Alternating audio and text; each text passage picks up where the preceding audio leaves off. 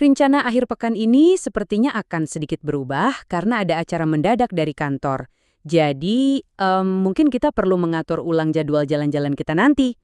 Coba bayangin deh, Anda membangun bisnis yang sah, bayar pajak, dan ngikutin semua aturan yang ada. Terus, suatu hari, pemerintah tiba-tiba mengubah undang-undang dan bilang kalau semua yang Anda lakukan 5 tahun lalu, itu sekarang jadi tindakan kriminal. Kedengarannya gila kan? Tapi, inilah kenyataan pahit bagi banyak orang di Tiongkok. Oke, untuk ngerti gimana ini bisa terjadi, kita perlu mundur sedikit ke masa di mana semuanya terasa beda banget. Jadi, sebelum 2017, dunia kripto di Tiongkok itu ada di, ya sebut aja zona abu-abu.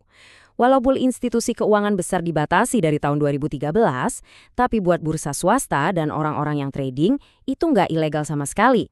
Justru ini jadi lahan subur yang penuh inovasi dan peluang. Dan yang menarik, pemerintah daerah di kota-kota besar kayak Beijing dan Shanghai malah mendukung loh. Kenapa? Ya simpel aja, karena ini bawa untung. Ada lapangan kerja baru, PDB lokal naik, talenta-talenta teknologi pada datang. Jadi ini bukan sekedar dibiarin, tapi udah kayak kemitraan yang saling menguntungkan. Nah, ini poin yang krusial banget. Orang-orang ini bukan pemberontak loh, mereka itu pengusaha yang cuma mau cari nafkah di dalam sistem. Mereka kerja terang-terangan, bayar pajak dari profit mereka, pokoknya warga negara teladan deh. Mereka percaya kalau mereka main sesuai aturan yang ada, terus semuanya berubah. Tanah di bawah kaki mereka seolah-olah bergeser.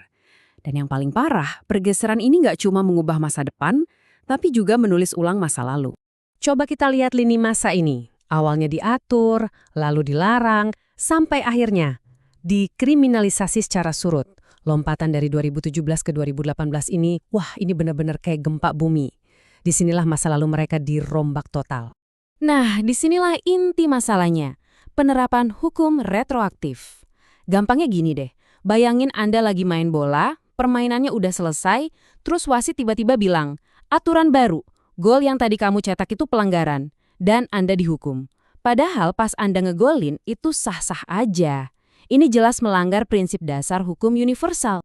Disinilah kita bisa lihat negara secara aktif menulis ulang sejarah. Aktivitas bisnis yang sebelumnya legal tiba-tiba dicap sebagai tindakan kriminal. Kewirausahaan diubah menjadi sabotase ekonomi. Terus, gimana caranya mereka bisa melakukan ini? Mereka pakai tuduhan yang super abstrak, merugikan tatanan keuangan nasional. Karena tuduhannya nggak jelas, negara nggak perlu buktiin siapa korbannya atau berapa kerugiannya. Jadinya, catatan transaksi yang dulu jadi bukti bisnis yang sah, sekarang malah jadi bukti kejahatan. Hukumnya jadi kayak karet, bisa ditarik-tarik buat menjerat siapa aja. Oke, sekarang kita lihat gimana perubahan hukum yang abstrak ini menciptakan penderitaan yang sangat nyata bagi orang-orang ini.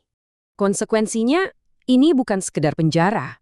Ini seperti menghapus hidup seseorang. Coba bayangin, dalam sekejap, semua yang udah Anda bangun, setiap rupiah, bahkan uang halal yang nggak ada hubungannya sama kripto, diambil paksa. Anda langsung dicap kriminal seumur hidup. Beban yang luar biasa berat, bukan cuma buat diri sendiri, tapi juga buat orang-orang yang Anda sayangi. Dan yang paling kejam dari semua ini, hukumannya nggak berhenti di satu orang. Hukuman ini dirancang buat menghancurkan seluruh keluarga, bahkan sampai mempengaruhi masa depan anak-anak mereka. Ini bukan lagi sekedar hukuman, ini udah kayak kutukan turun-temurun.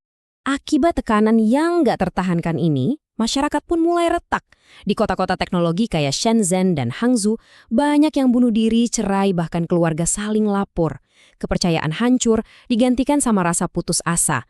Orang-orang terpaksa mengkhianati satu sama lain cuma buat menyelamatkan diri. Ini tragedi kemanusiaan yang luar biasa. Jadi pertanyaannya, apa ini beneran soal melindungi warga dari aset berisiko, atau ada motif lain di baliknya? Kalau kita lihat lebih dalam, ini sebetulnya langkah strategis. Tujuannya adalah buat mengembalikan kendali negara atas ekonomi. Mereka mau menghentikan capital flight atau aliran modal ke luar negeri, mempertahankan nilai yuan, dan yang paling penting, membuka jalan buat digital RMB, mata uang digital versi mereka sendiri yang bisa dikontrol dan dilacak sepenuhnya. Intinya begini, kripto swasta itu adalah bentuk kekayaan dan aliran modal yang ada di luar kendali langsung pemerintah. Jadi buat negara, ini bukan soal resiko pasar, ini soal tantangan terhadap monopoli mereka.